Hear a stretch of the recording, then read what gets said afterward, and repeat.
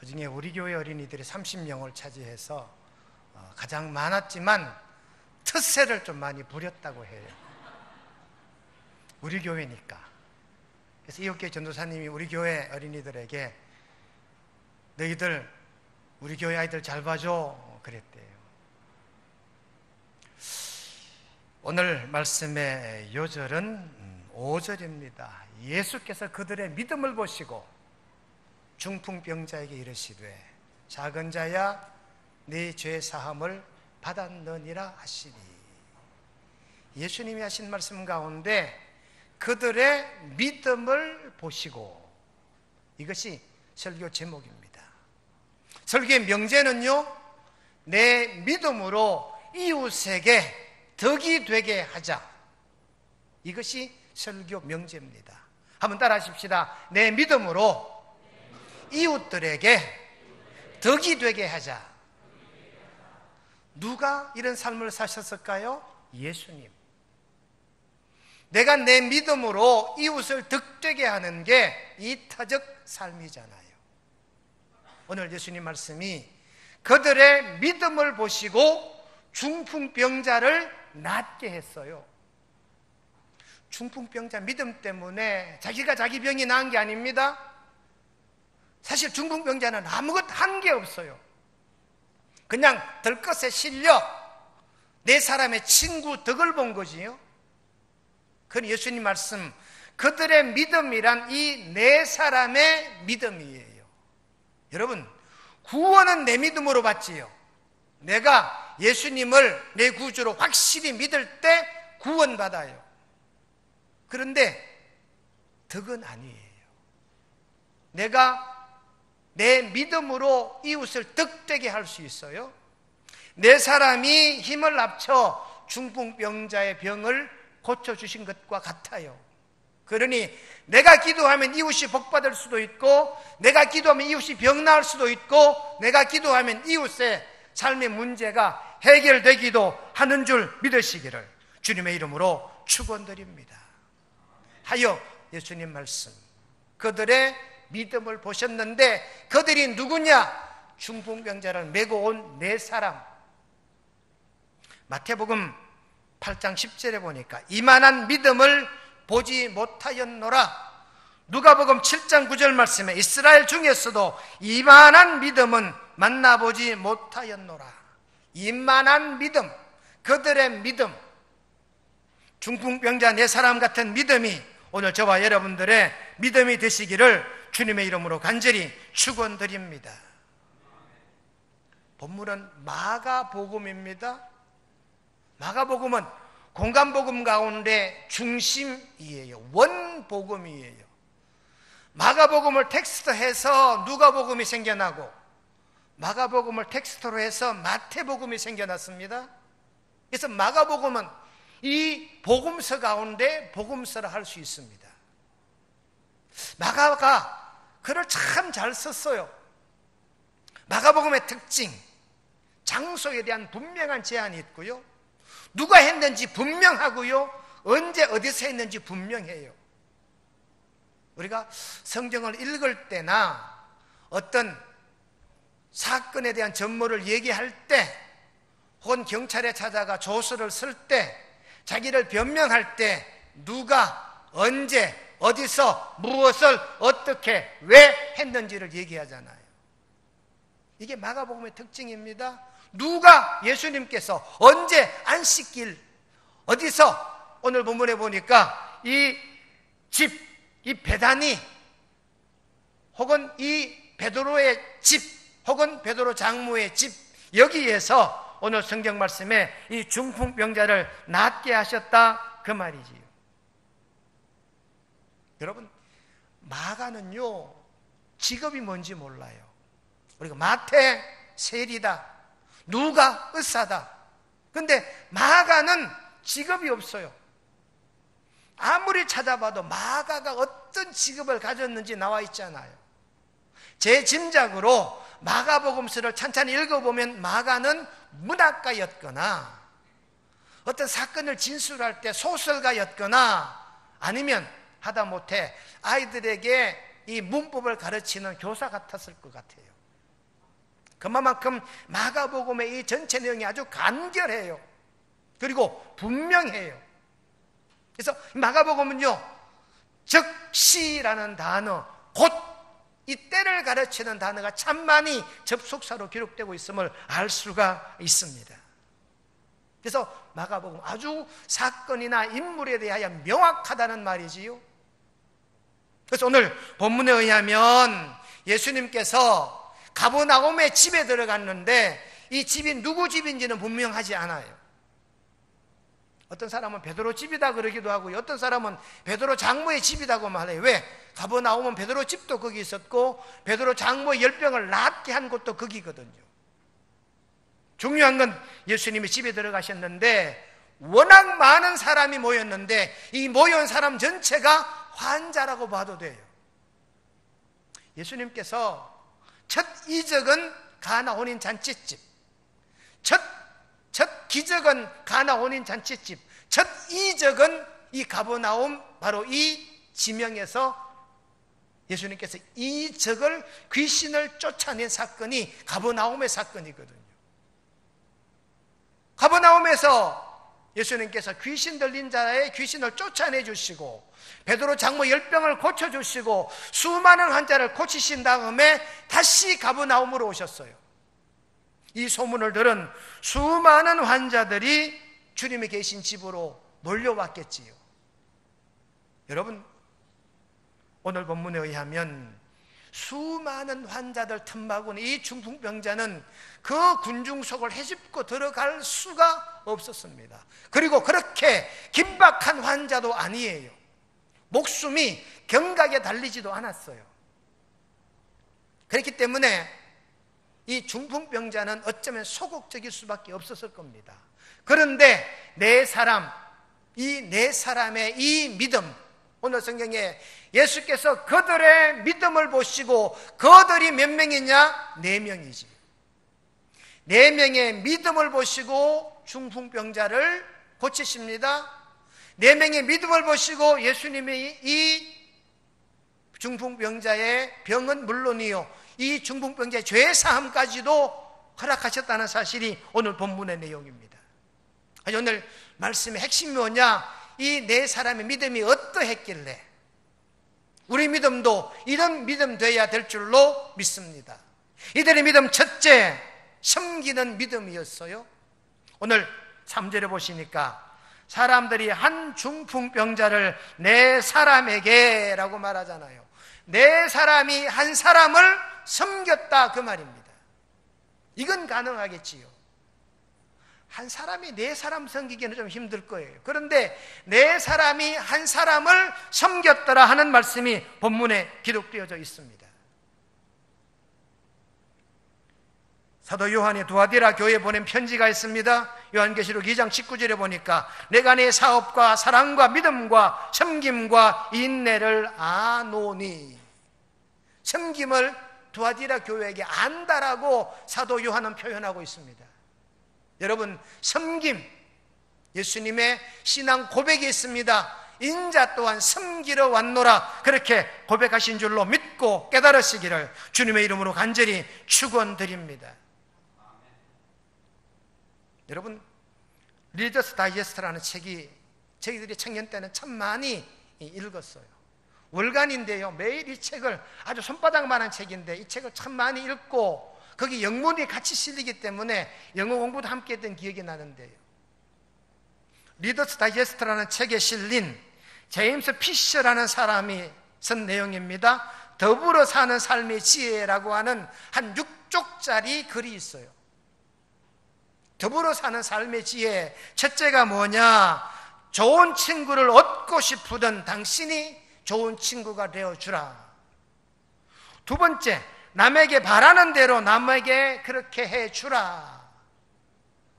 황금률이죠. 대접받고자 하는 대로 대접하라는 말씀이지요. 세 번째는 그겁니다. 섬김을 받고 싶거든 섬겨라 하는 내용이 이 리더스 다이제스트에 실려 있어요. 섬김을 받고 싶거든 네가 먼저 섬겨주라, 그 말이에요. 여러분, 많은 사람은 섬김 받기를 원합니다. 누가 나에게 대접해 주기를 원합니다. 누가 나를 수종 들어주기를 원합니다. 이 디아코니아라는 말 자체가 섬김이란 말인데 수종을 들다 이런 뜻이에요. 수건을 손에 감아있다 이런 뜻이거든요. 그러니 여러분, 오늘 본문에 이 그들의 믿음은 섬기는 믿음인 줄로 깨닫게 되시기를 우리 주님의 이름으로 간절히 축원드립니다. 제가 참 좋아하는 신학자가 칼바르트인데요, 칼바르트라는 사람은 스위스 사람입니다. 현대 신학자 가운데 가장 합리적인 사고를 가지는 신학자예요. 칼바르트가 이렇게 말합니다. 섬김의 삶은 자기의 목적이나 계획이 있음에도 불구하고 주님이나 교회 필요에 따라 자기 일은 나중으로, 주님의 일이나 주의 일은 먼저 하는 것을 섬김이라, 그렇게 칼바르트가 자기 책을 통하여 주장하고 있더라, 그 말입니다. 여러분, 섬김의 믿음은 능치 못함이 없는 줄로 깨닫게 되시기를 주님의 이름으로 간절히 축원드립니다. 이 네 사람이 섬김으로 중풍병자의 병이 나았다는, 우리들이 섬김으로 우리 이웃들의 병이 낫고 우리들이 섬김으로 이웃들의 삶의 문제가 해결되어지시기를 주님의 이름으로 축원드립니다. 두 번째, 이 그들의 믿음은요, 적극적인 믿음이었대요. 5절에 보니까, 4절에 보니까 사람이 많아 예수께 데려갈 수가 없기 때문에 예수님이 계신 곳 지붕을 뜯었어요. 성경에 보니까 지붕을 뜯어 구멍을 내고 환자를 달아내렸대요. 여러분, 얼마나 적극적입니까? 여러분, 적극적이다는 말의 반대가 소극적이다는 말이지요. 갈라디아 4장 18절에 보니까 좋은 일에 대하여 열심으로 사모하라 했고요, 디도서 2장 14절에 우리를 깨끗하게 하사 선한 일을 열심히 하는 자, 그렇게 했고요, 베드로전서 3장 13절에 열심으로 선을 행하라 그랬어요. 적극적이라는 말은 어떤 일에 열심을 다한다, 그런 뜻입니다. 제 바로 밑에 처남이 서울대 교수를 마치고 이제 강남에서 병원을 개원을 했어요. 개원 예배를 마치고 식사를 하러 식당에 갔는데 식당 벽에 이렇게 써놨습니다. 집신도 짝이 있고 젓가락도 짝이 있는데 나는 왜 혼자일까? 아, 나는 숟가락이었나 보다. 하도 공감되는 글을 제가 외웠어요. 집신도 짝이 있고 젓가락도 짝이 있는데 왜 나는 혼자일까? 아, 나는 숟가락이었나 보다. 대단히 소극적이지요. 제가 그 밑에 이렇게 적고 싶었어요. 네 짝은 젓가락이야, 이렇게 적고 싶었어요. 숟가락의 짝은 젓가락이잖아요, 여러분. 소극적이기 때문에 아, 나는 숟가락이었나 보다라고 홀로 계속 가겠다는 얘기잖아요. 이거 소극적이에요. 아, 숟가락의 짝은 젓가락이지, 내가 젓가락을 찾아야지. 그런 사고가 적극적인 사고인 줄로 믿습니다. 오늘 본문에 보십시오. 이 네 사람이 대단히 적극적입니다. 들어갈 수 없으니까 모든 사람이 성하면 자, 좀 비켜주십시오, 환자가 들어갔습니다 하면 비켜줄 거예요. 그런데요, 거기 모인 사람들이 중풍병자보다 더 훨씬 중병 환자가 더 많았을 거예요. 비켜달라면 비켜줄까요? 안 비켜주지. 그러니까 이 네 사람이 적극적으로 자기 친구를 예수님에게 데려가기 위해서 지붕을 뜯는 적극성, 구멍을 내는 적극성, 거기에다가 이 침상을 달아내리는 적극성을 가지고 있었더라, 그 말입니다. 마가복음 7장 24절로 30절에 보시면 수로보니게 여인의 이름이 나와요. 수로보니게 여인이 자기 딸이 귀신이 들렸어요. 자기 딸을 데리고 예수님께 오려고 하니까 제자들이 막아요. 그래도 적극적으로 밀어붙입니다.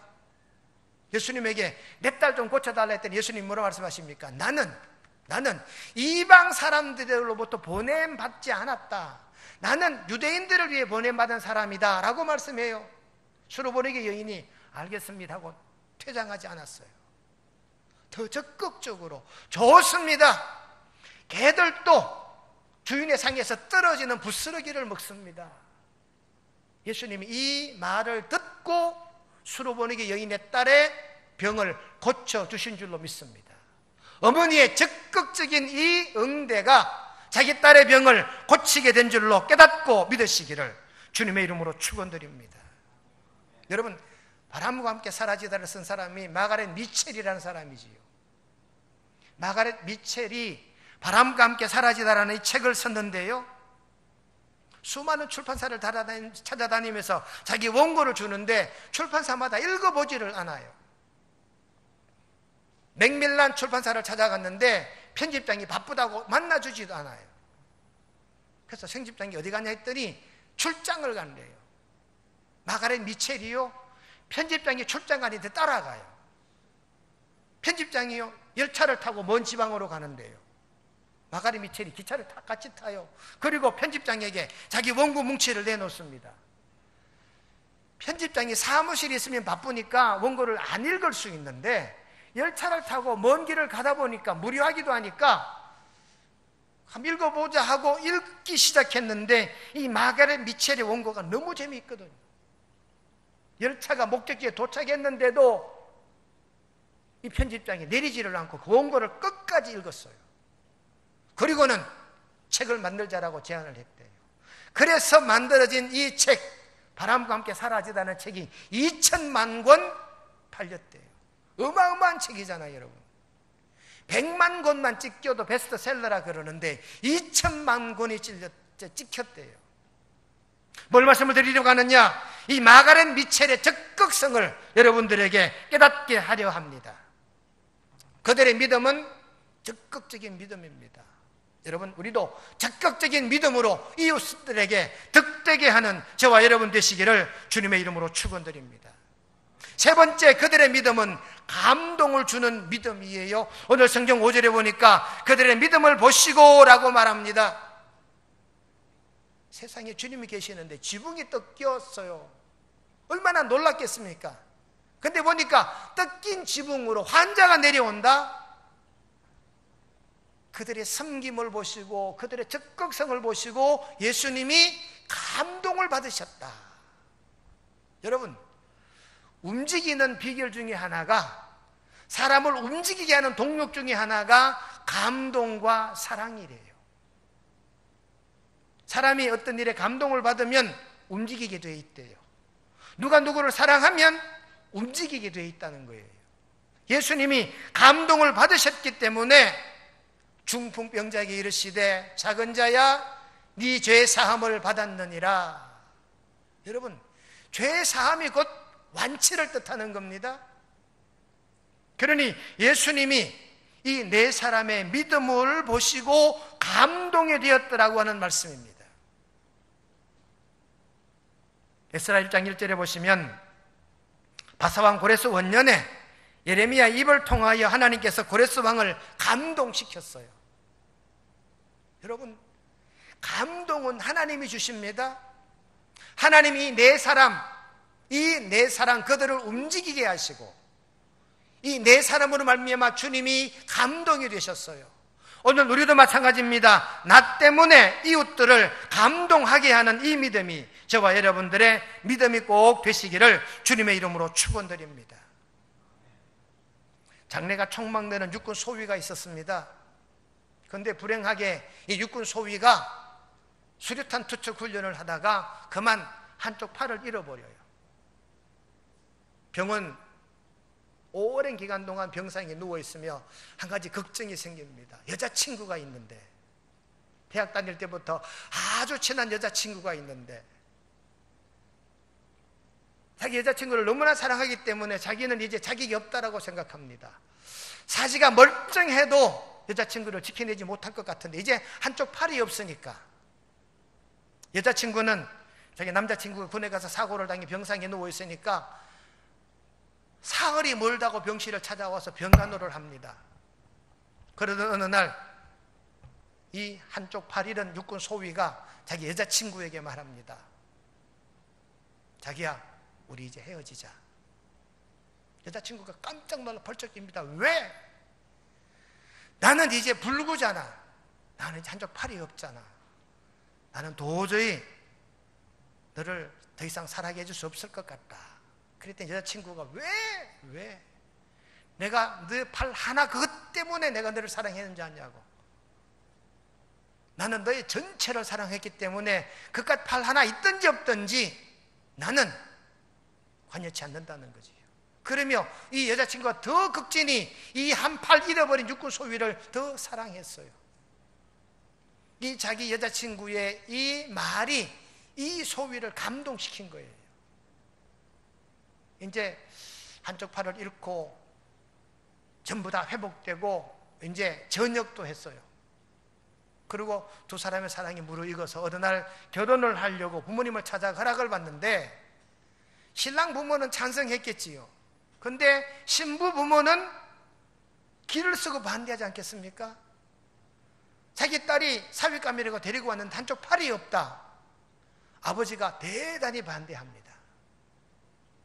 어머니도 반대하겠지요. 그런데 아버지가 적극적으로 반대합니다. 그런데 딸이 적극적으로 아버지를 설득해요. 아버지, 만약에 아버지가 사고가 나서 다쳐 한쪽 팔이 없는데 엄마가 이혼하자 그러면 이혼하겠어요, 말겠어요?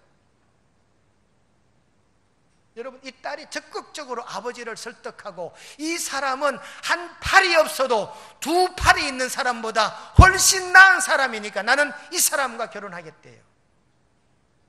이 딸의 적극적인 이 적극성으로 아버지가 감동이 되고 어머니가 감동이 돼서 결혼을 승낙을 합니다.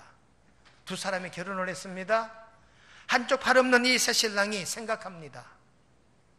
나는 두 팔 가진 사람보다 더 열심히 노력해야 돼 라고 열심히 연구하고 노력하다가 하나를 발견하는데 샴푸와 린스를 하나로 결합하는 상품을 내놓아요. 애경산업에서. 이 상품이 히트가 치고 수많은 상품들이 전역에 팔려나가요. 그래서 여러분, 린스와 샴푸를 하나로 만든 사람의 이름이, 그 사람의 이름이 조서환이라는 사람이래요.